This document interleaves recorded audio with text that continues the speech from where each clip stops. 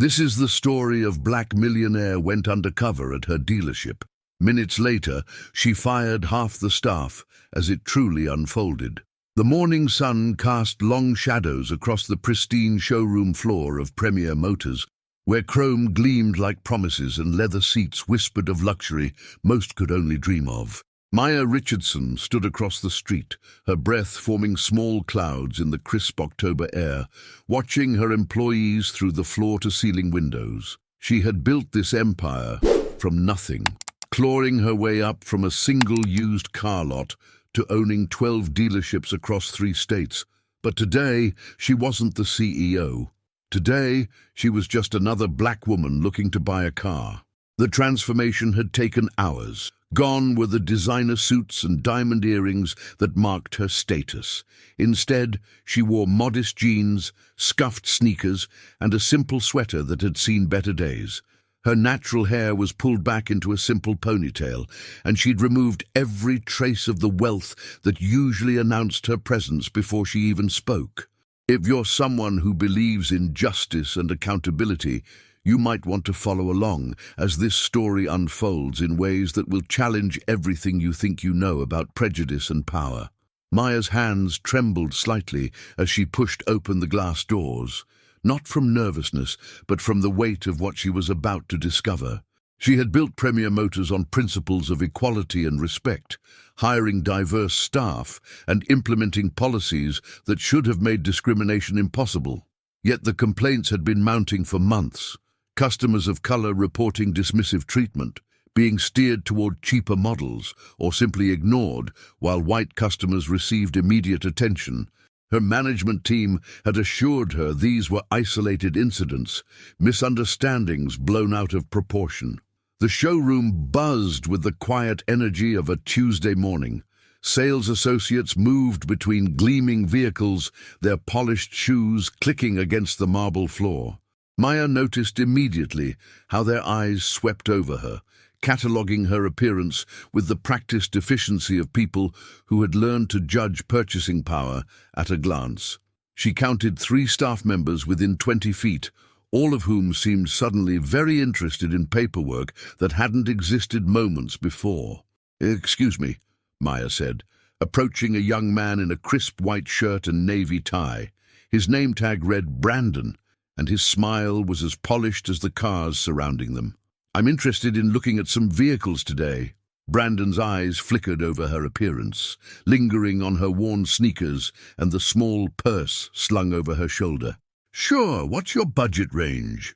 The question came quickly, almost dismissively, as if he were already calculating whether she was worth his time. "I haven't really set one yet," Maya replied, keeping her voice level. "I'd like to see what you have available." Something shifted in Brandon's expression, a barely perceptible tightening around his eyes. "Oh, well, we have some really nice pre-owned vehicles over in that section," he said, gesturing toward the far corner of the showroom where older models sat under dimmer lighting. "Might be more in your price range." Maya felt the familiar burn of assumption. The way her skin color and clothing had been processed into a mathematical equation that somehow calculated her worth. "And actually, I was hoping to look at something new, maybe one of those." She pointed toward a gleaming row of luxury sedans, their price tags reflecting the showroom lights like small suns. Brandon's smile became strained. "Those start at around 70,000. Are you pre-approved for financing?" The question hung in the air like smoke, carrying with it decades of coded language and assumptions. Maya watched as another salesperson, a middle-aged white woman named Carol according to her name tag, approached a white couple who had entered moments after Maya. Carol's greeting was warm, immediate, and filled with genuine enthusiasm.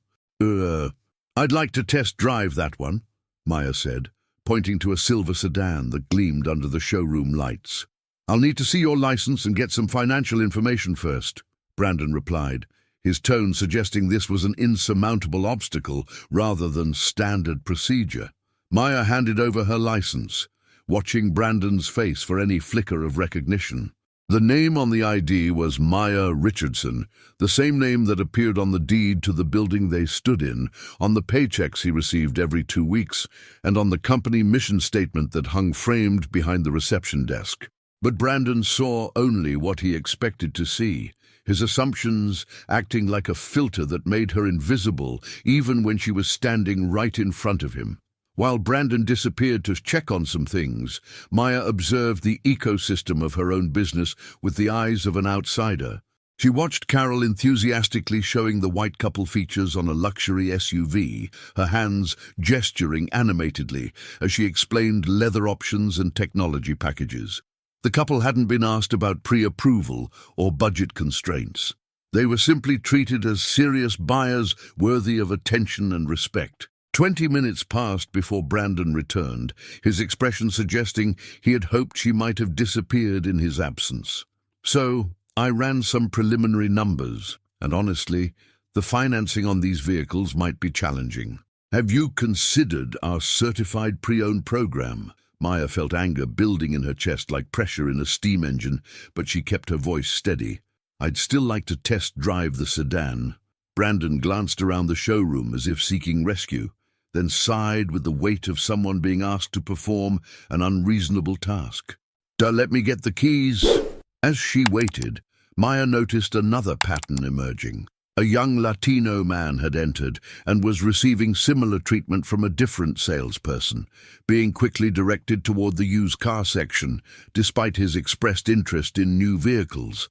Meanwhile, an elderly white gentleman was being treated to coffee and detailed explanations of warranty options for a truck that cost more than many people's annual salaries. The test drive was a masterclass in passive aggression. Brandon sat in the passenger seat like a reluctant chaperone, his body language radiating skepticism and impatience. He made no effort to highlight the vehicle's features, answered her questions with monosyllables, and checked his phone repeatedly, as if he had more important places to be.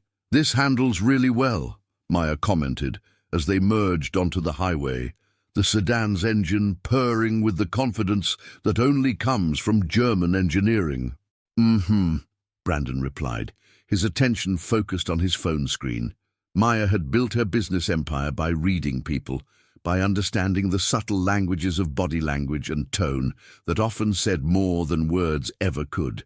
Brandon's discomfort wasn't just about the sale, it was about her presence in his space, her audacity to want something he believed she couldn't afford, shouldn't have, didn't deserve. When they returned to the dealership, Maya made her decision. "I'll take it." Brandon's head snapped up from his phone. "I'm sorry. The car. I'll buy it. Today." Cash. The word cash seemed to short-circuit something in Brandon's brain. He stared at her as if she had suddenly started speaking a foreign language, his carefully constructed assumptions crumbling like a house of cards in a strong wind. "Cash," he repeated, the word sounding foreign in his mouth. "Yes. What do I need to do to complete the purchase?"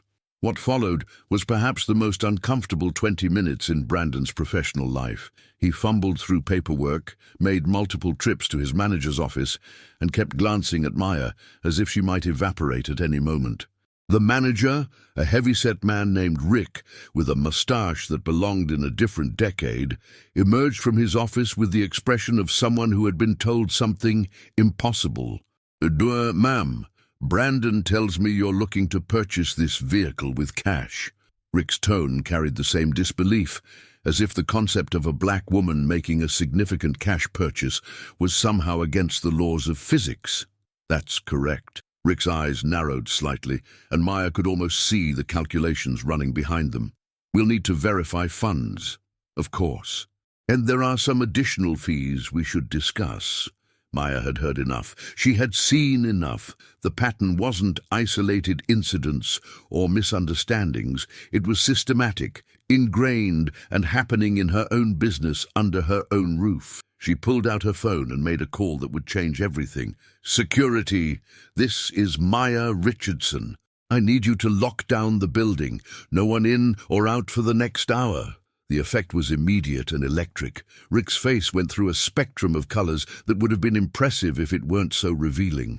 Brandon looked like he was trying to solve a complex mathematical equation with insufficient information. "I'm sorry, did you say Maya Richardson?" Rick's voice had climbed an octave. "I did." Maya's voice carried the authority that had built an empire, the steel that had turned a single used car lot into a multi-million-dollar enterprise. "And I think we need to have a conversation." The next hour unfolded like a carefully choreographed dance of accountability. Maya called an emergency meeting of all sales staff, watching as recognition dawned on face after face. Some looked ashamed, others defiant, and a few seemed genuinely confused about why their normal behavior was suddenly under scrutiny. She didn't shout. She didn't need to. Instead, she spoke with the quiet intensity of someone who had built something beautiful only to discover it had been corrupted from within. She recounted her morning, describing each interaction with clinical precision. She talked about the assumptions made, the opportunities denied, the way her humanity had been reduced to a series of stereotypes and calculations. "I built this company on the belief that everyone deserves respect, regardless of what they look like or where they come from," Maya said, her voice carrying across the silent showroom. "I hired each of you because I believed you shared those values. Today, I learned that some of you have been carrying prejudices that have no place in my business or in any business." The terminations weren't arbitrary or emotional. Maya had been documenting complaints for months, building a case that would hold up to any legal scrutiny, but seeing the discrimination firsthand had provided the final piece of evidence she needed. After sales staff received termination letters that afternoon, their actions finally catching up with consequences that should have come much sooner. But Maya's story doesn't end with firings. It continues with rebuilding, with the harder work of creating systems that prevent discrimination, rather than simply punishing it after the fact. She implemented blind initial consultations, where customers could browse and ask questions without immediate pressure about financing or budget. She created diversity training that went beyond corporate buzzwords to address real situations and real biases. Most importantly, she hired new staff who understood that selling cars was about more than moving inventory. It was about respecting the dreams and aspirations of every person who walked through those doors, regardless of their appearance or perceived purchasing power. 6 months later, Premier Motors had become something different. Customer satisfaction scores had improved dramatically, particularly among customers of color who had previously felt unwelcome. Sales had actually increased as word spread about a dealership where everyone was treated with dignity and respect. Maya often thought about that morning, about the weight of walking into her own business as a stranger and discovering how much work still needed to be done. She thought about Brandon and Rick and the others who had lost their jobs, wondering if they had learned anything from the experience or simply moved on to perpetuate the same patterns elsewhere. But mostly, she thought about the customers who would never again have to endure what she had experienced that day.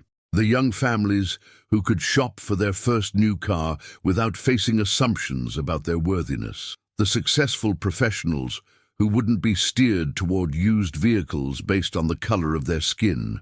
The elderly couples who could browse luxury options without being subjected to financial interrogations that their white counterparts never faced.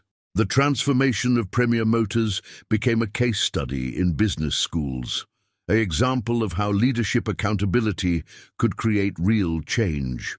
Maya was invited to speak at conferences, to share her story with other business owners who were grappling with similar issues in their own organizations. But for Maya, the real victory wasn't in the recognition or the improved bottom line. It was in the small moments that happened every day in her showrooms, the genuine smiles from sales associates who had learned to see customers as individuals rather than stereotypes, the thank you letters from families who had been treated with respect and dignity during one of the biggest purchases of their lives.